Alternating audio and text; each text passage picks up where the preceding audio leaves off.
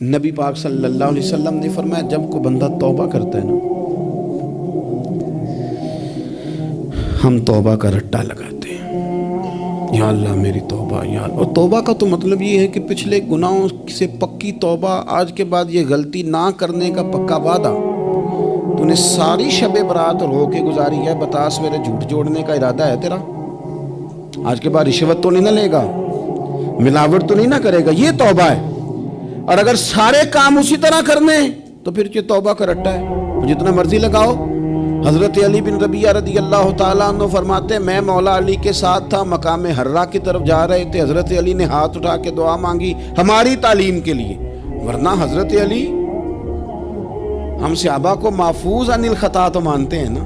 ہاتھ اٹھا کے کہا اے اللہ ہمارے گناہ بخش دے، تیرے علاوہ کوئی معاف کرنے والا نہیں۔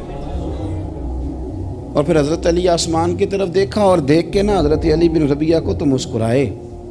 حضرت علی بن ربیعہ کہنے لگے حضور مسکرائے کیوں ہو؟ فرمانے لگے ایک دن میں حضور کے ساتھ اسی طرح آیا تھا، اسی طرح حضور نے دعا فرمائی تھی ہماری تعلیم کے لیے، اور پھر حضور مجھے دیکھ کے مسکرائے تھے اور فرمایا جب کوئی بندہ رب کی بارگاہ میں اس طرح استغفار کرتا ہے تو رب مسکراتا ہے اور مسکرا کے فرماتا دیکھ لو میرے بندوں کو پتا ہے کہ میرے علاوہ معاف کرنے والا کوئی نہیں، انہیں پتا ہے، تم اس کی بارگاہ میں رجوع تو لاؤ، آؤ تو صحیح دعا آنسو لے کر۔